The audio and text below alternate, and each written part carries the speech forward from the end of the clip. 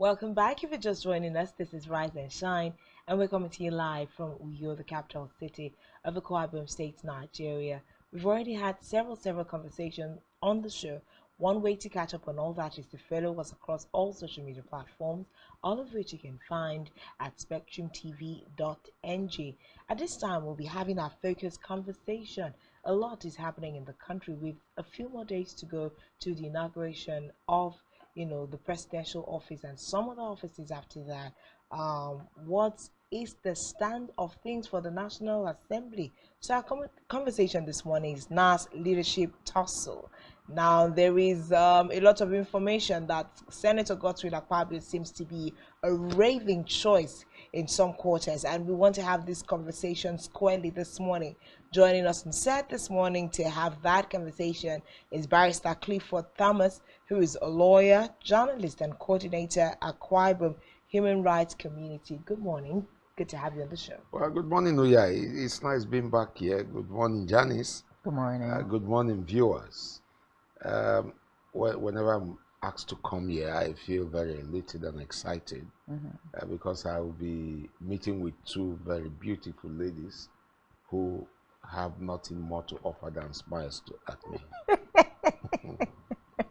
Okay, so thank you so much for joining us this morning. The National Assembly, 10th National Assembly actually, and the leadership tussle that, has ensued thus far.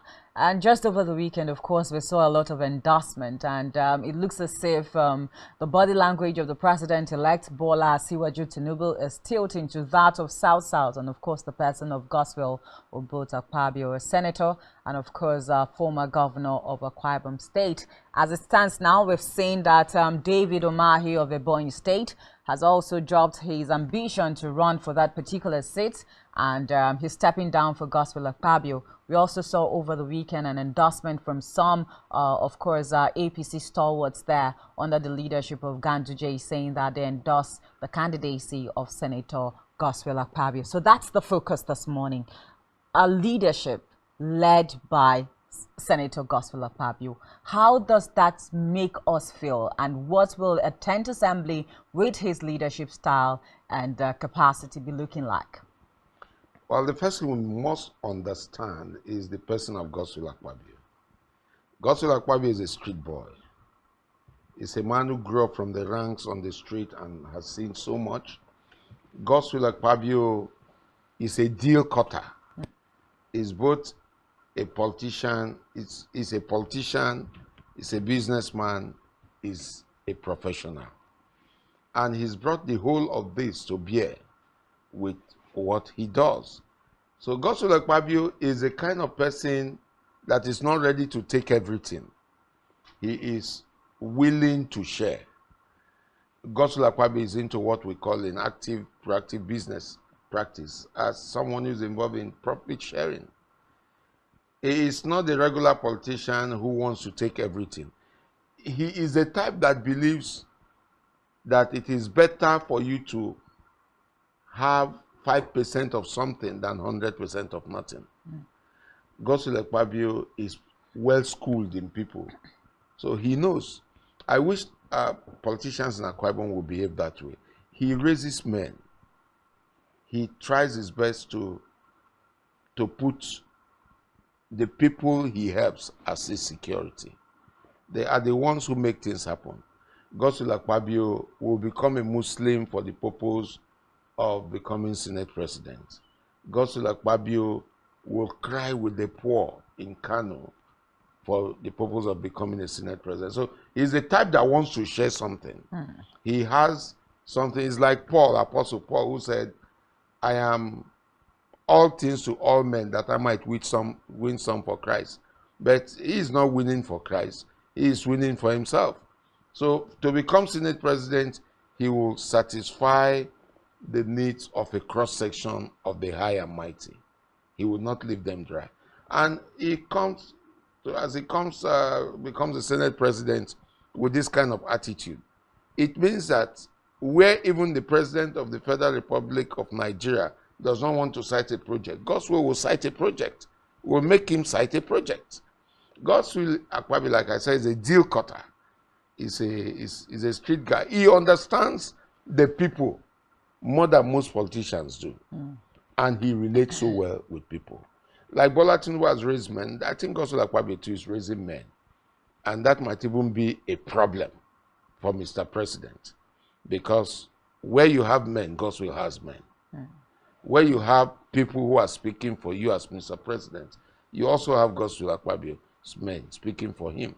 So I think it's going to be a good thing. It's going to be a blessing to Nigeria that Godswill Akpabio is the Senate President.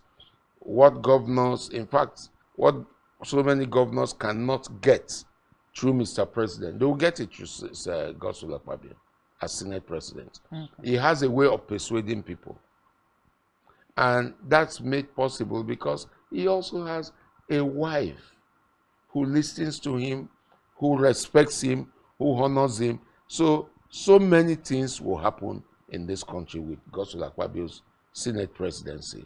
And the problem Akwa Ibom has had, which is a fear we also have right now, the completion of the Bom Deep Sea ports.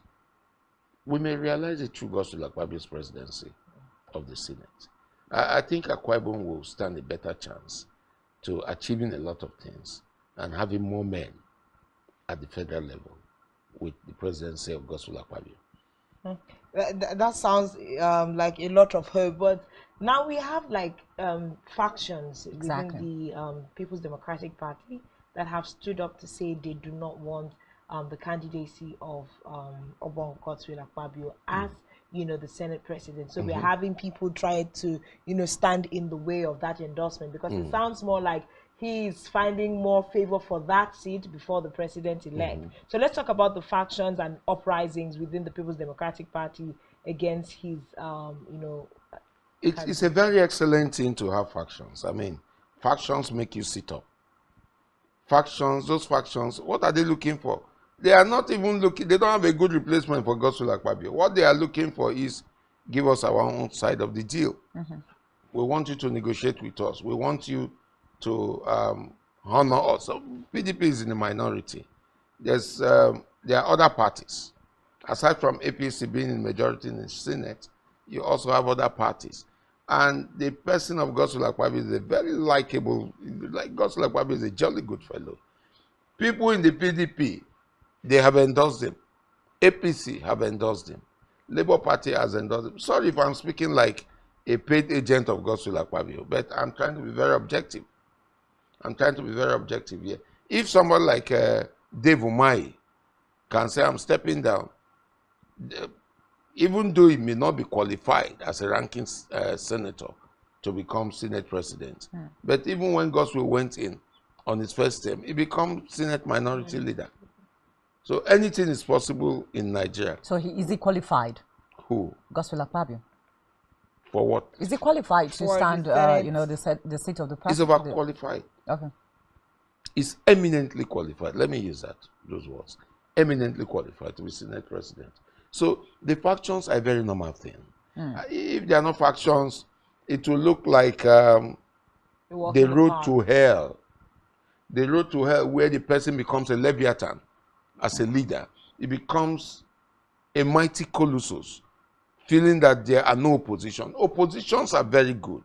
Oppositions make you sit up. In fact, they begin to tell you the alternative to your policies, the alternative to things you are doing. And that way you'll be able to have a better quantum of knowledge, proactive knowledge on what to do. So in a government without opposition is a dead government. It's a government that is irresponsible.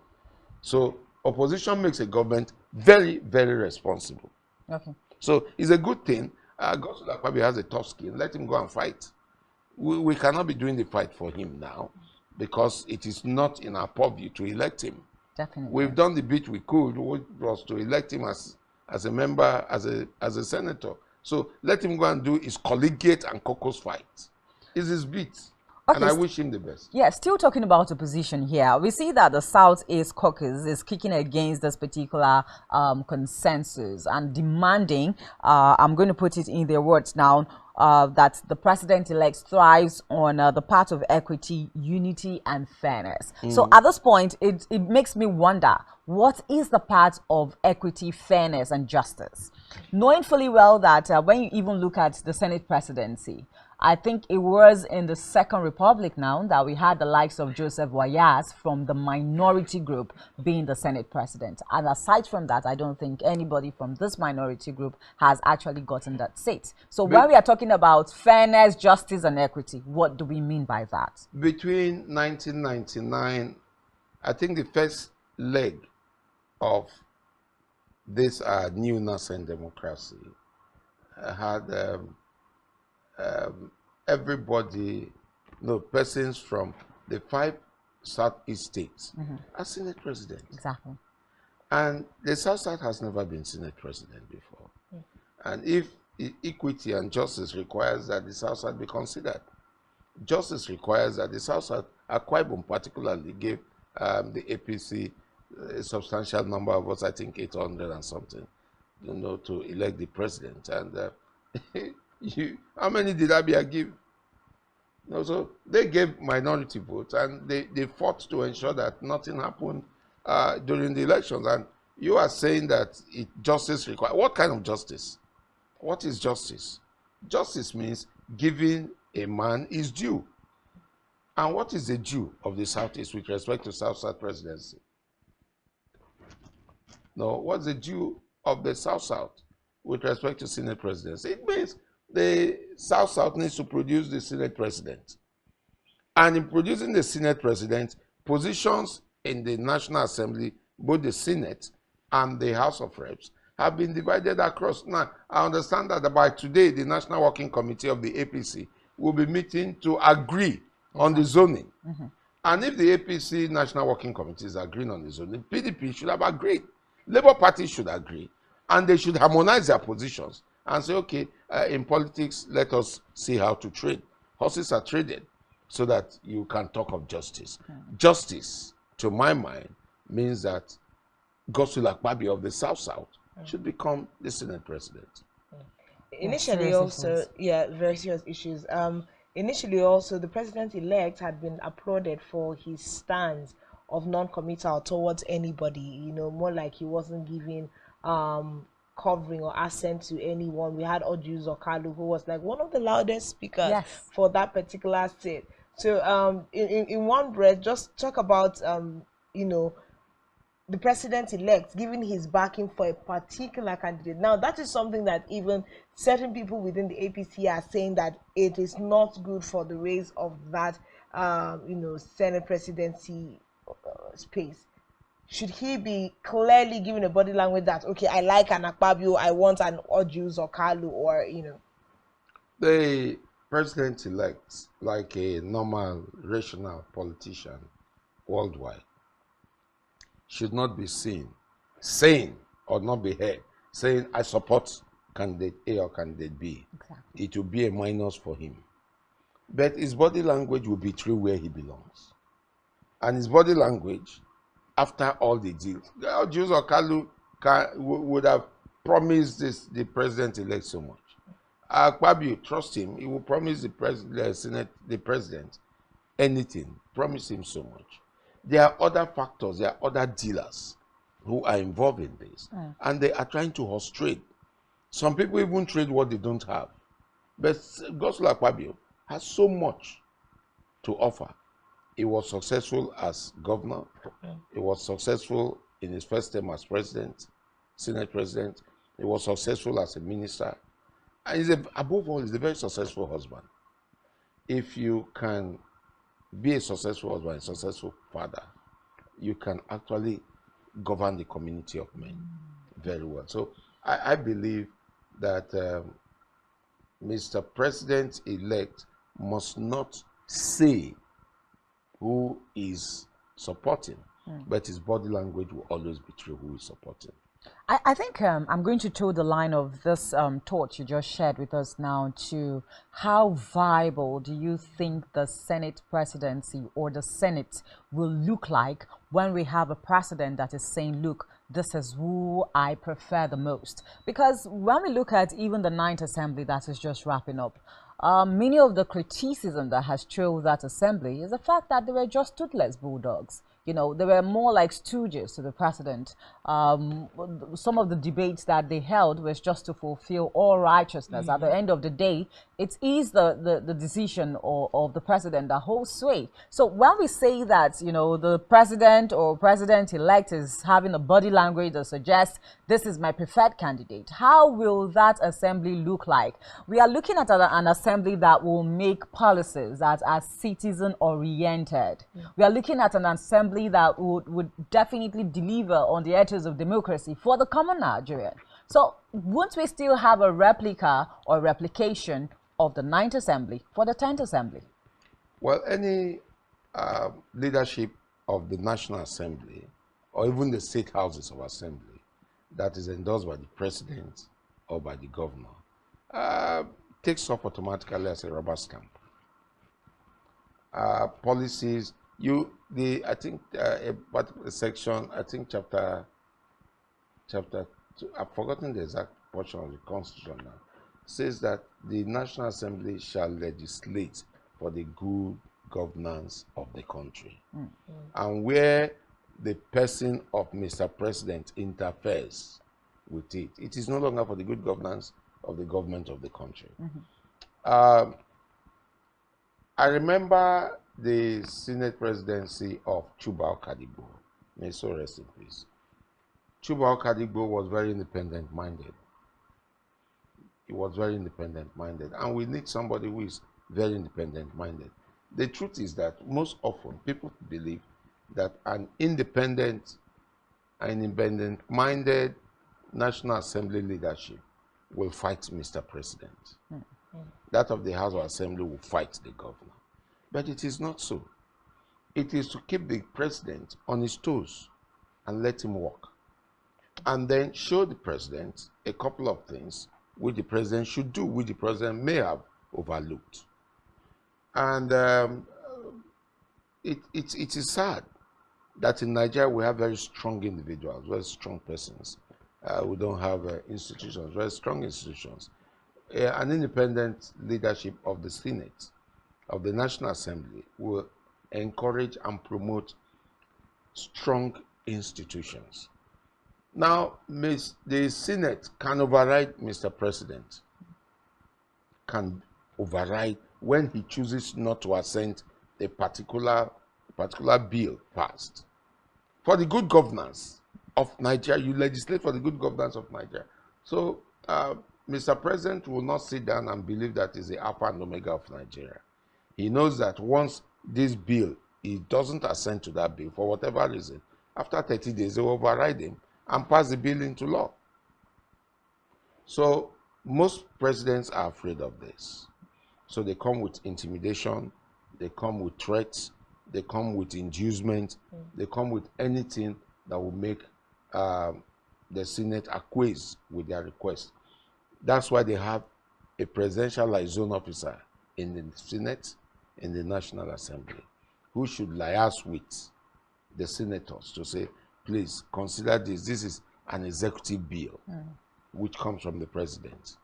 A couple of laws, a couple of bills which were passed to law and some were assented to by Mr. Buhari, President Buhari, are not specifically people-oriented.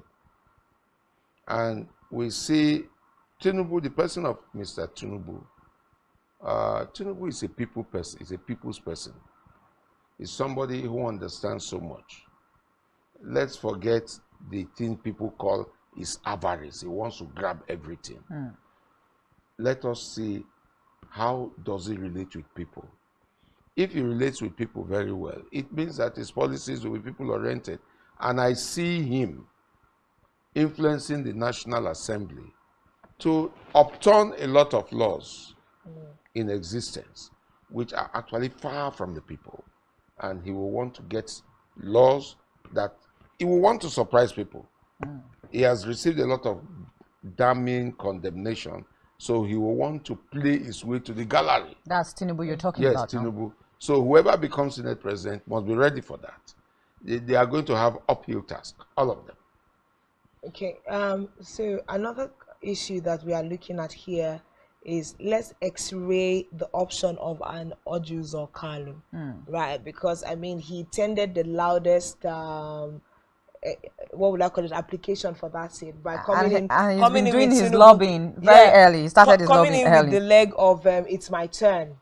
And I know we've already established the fact that the South has never had a Senate president, but the Southeast, they've really been on that saddle. But when, Odjus Okalu comes out to say it is my turn, and that seat should be, played into his table, whether it's by lobbying or it's by consensus by the parties involved. What do you think that Odjus Okalu as Senate President will also mean if, for instance, we say a Godswill Akpabio didn't make it on the saddle? Well, a Senate Presidency of Odjus Okalu, we should be ready to sell a part of Nigeria, to sell it to whoever, to the highest bidder. Odjus Okalu is qualified as an individual to be Senate President, but you must also appreciate one fact, which people don't like saying. There's a particular phobia against persons from the Southeast. Even though, let's wait, at the end of today, we will know where the National Working Committee of the APC zones it to, where the PDP zones it to. The PDP may not be able to produce a Senate presidency, but Odjus Okalu is another deal breaker. He can negotiate anything for whatever thing. He can become he's already a Muslim Christian. He can become anything to get anything he wants. But Godswill Akpabio is more desperate than him. So I don't see Anujo who's Odjus Okalu Senate presidency. I rather see an Akpabio's Senate presidency. But for whatever it's worth, anybody can vie for it, including anybody from the northeast, northwest, from the south side, any of the 6 geopolitical zones. But what the parties decide is where it goes. I think this is quite interesting. When you keep saying that they can do they can do whatever it takes for them to clinch that ticket as Senate presidency. Let's even come back to Akpabio again, since he's our focus for this morning. Doesn't that speak of desperation here? And is that a good characteristics for someone, a leader, to have? That desperation. Show me I think we saw some years back where he was actually banned, and I know the backlashing that trailed Akpabio for that particular action that he did. So desperation. Come on. I want to ask you, and I will still ask you, show me one politician who is not desperate. No, you don't know. I'm very sure you don't know, because there's no politician who is not desperate. Politicians, one of the things that make the Nigerian politician a politician, even the devil is not as desperate as the Nigerian politician. The Nigerian politician is very desperate, can sell half. In fact, there was a time they said, the allocation of the state, they can mortgage six months allocation to the state. So is that a good thing to do? Because when you're saying that out of desperation, I can sell my whole community just because I want the Senate presidency. You see, let's take it back. Sorry, sir. We'll take it back a little to Cross River State. The ceding of the peninsula now to the Cameroonians. The people of Bakassi and Cross River State are still suffering from the weight of that decision that was taken by Donald Duke and, of course, Senator Florence Itagiwa up till this moment. So when we say that we are desperate, why exactly are we desperate to the detriment of citizens? The Nigerian politician has never had the interests of the citizens at heart. I put it to them and I stand to be corrected. Any policy they bring out, if you check very well, you will see that they have about 40% or thereabout interest that is captured. So let's not talk about Bakassi. If we talk of Bakassi, 5 hours will not be enough. The aborigines of Bakassi were not involved in the process that brought up the historical facts or the legal facts about their territory.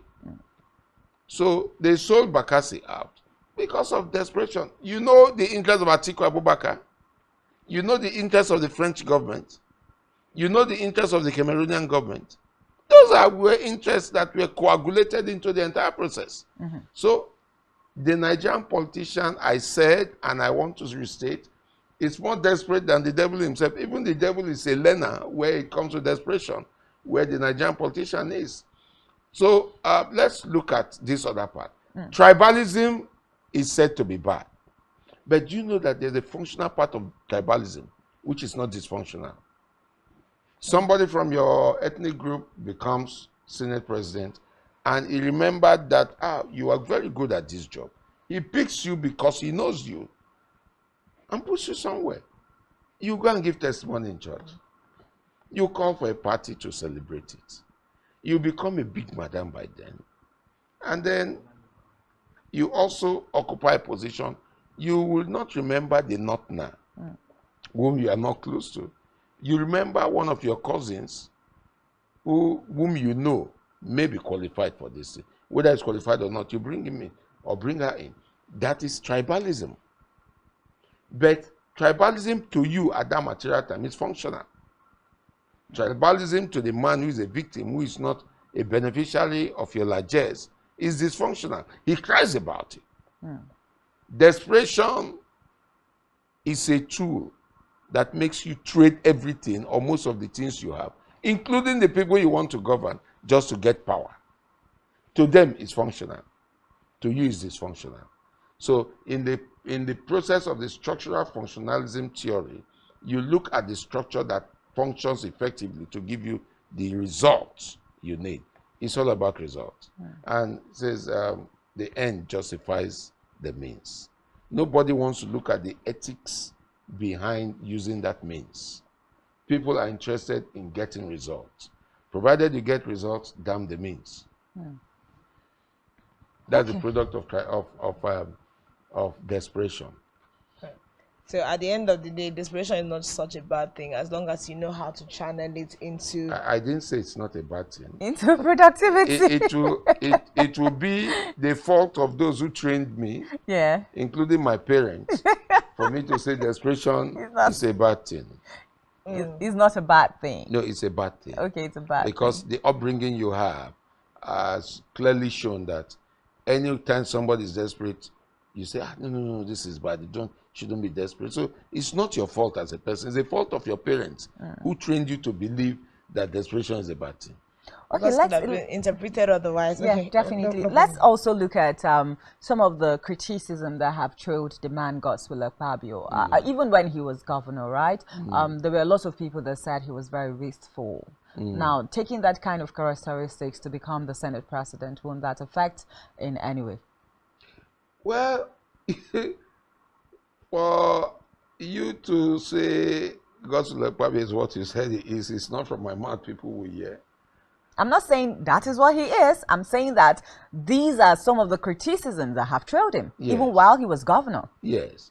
If you bring a saint, in fact an angel, to govern a local government in Nigeria, give the person 1 week, he will become the demon on that seat. And in Nigeria, you don't need the most righteous person to govern. You don't need a very good person to govern. You need somebody who is a little bit bad, a little bit good. In fact, the bad could outweigh his being good, because that's a practical thing. All this while we've been shouting, we need a righteous person, somebody who's eminently qualified and all of that. We brought Buhari now. Didn't we bring Buhari, who has affidavit in the name of Skusat? And now we have also brought a Tinubu who was called Bob Chicago and was touted not to have had.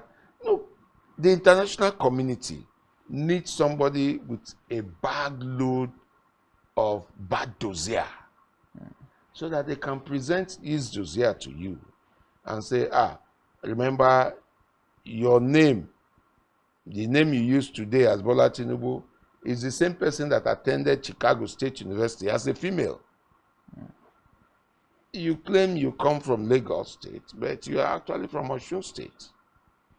You cut these deals, and we have also a bag, a dossier, to show that you were involved in drugs. We have a dossier that you were involved with the mafia. So, but for somebody who is very clean, who comes with a clean past, clean record, and is eminently qualified, the international community has more than 60% influence of the choice of who becomes president of Nigeria. I am saying this with all sense of humility, all sense of responsibility. Nigeria is in a committee of other nations. And why did they kill Patrice Lumumba? You notice that those who were the colonial masters of the various countries in Africa, having partitioned Africa to be their own, they are bringing out policies to stop us from bringing out the best leaders. For the best leaders will be a threat to them. It will be a threat to their mining raw materials from here. It will be a threat to Nigeria owning 4 refineries and not refining 1 drop of oil. And then the person will come and say, collapse all those refineries, let us have modular refineries, and we'll begin to produce our own. It will be a threat for them round-tripping on the high sea, oil on the high sea. It will be a threat for them because we will start manufacturing. We will have sufficient power and we'll start manufacturing. And it will be a threat to them. So the international community has a way of serving as a puppeteer to control third world nations. So this is one thing that's happening to Nigeria today. And we must not mistake that fact. We must not run away from the truth. We must tell ourselves the truth as it is, that we are puppets in the hands of international puppeteers. I think it brings us to the question of, can't we actually break away from all of this? Because we're suffering from the weight of bad leadership. That's just the truth of the matter. No, the weight is too crunching. No, we are not. We are not. We are enjoying it because those who claim to be our leaders are the beneficiaries of the process of this sort of alignment. You don't have powers to put a policy up. In fact, were you aware that the IMF in 1986 in this country gave us conditionalities for us to collect loan?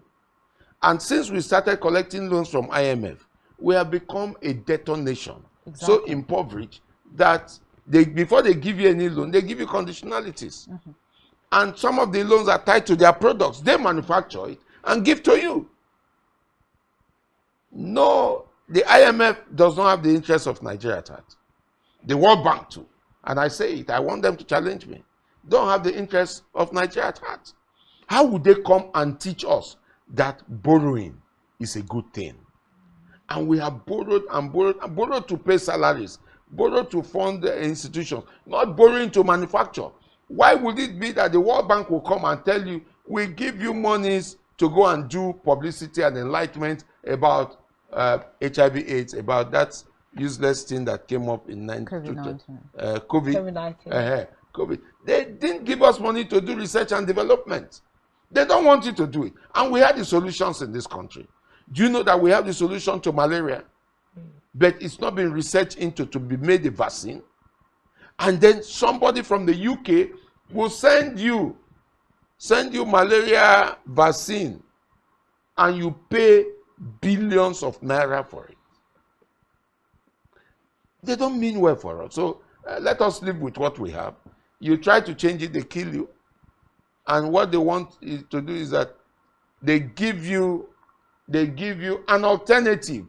They give you their territories, they give you houses, they give you opportunities to travel visa-free to their country. And where those opportunities exist, there is no strict regime of a revolution that will change things for the people. So the change that you desire is with them, not with us. The change that we desire is with them, is not with us. But great conversation. I like the way that Barrister Clifford painted the hope of Godswill Akpabio as Senate President. If he gets there earlier, we were saying the South will have something to rejoice, because we are very sure of the fact that although he's coming for everyone, like Barrister Clifford said, he will become a Muslim to, you know, do To get this. that He position. may become a He Muslim. he will become a rice, you know, seller to just to get the point and Yes. drive it home. So we Yes. might see a lot more developments also coming into the South if he is, you know, given that position.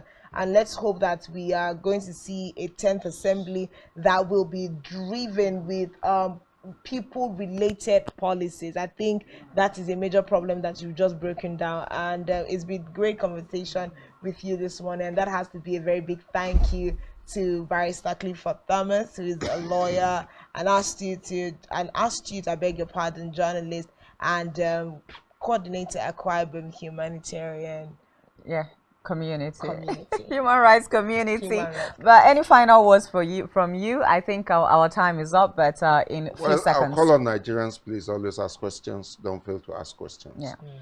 With the tribunals hearing opening today, what are your words of advice to Nigerians?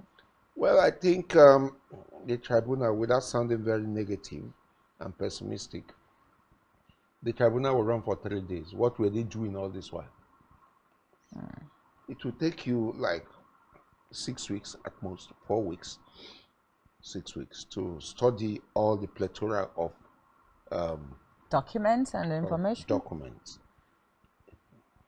They filed the processes in March, the whole of April gone, and you're saying we're starting on the 9th. What about the appeals that will come from there? The law says 180 days. Our time is up, sir. All right. Wow. Thank you very much, Barrister Clifford Thomas. Of course, we'll definitely bring you back again to actually look at the tribunals going, you know, on the fact that that's more like your habitat now and all of that. But we want to say a very big thank you to our viewer and, of course, our production team as well. You guys are doing great. We'll definitely see you again tomorrow for another edition of Rise and Shine Daily. Until then, keep being great at what you do. Thank you. My name is Uyai Aneka, and it's a wrap for today. Let's do this again tomorrow. Leave you now with Sports Central, Blythe Nikem, and Isaac.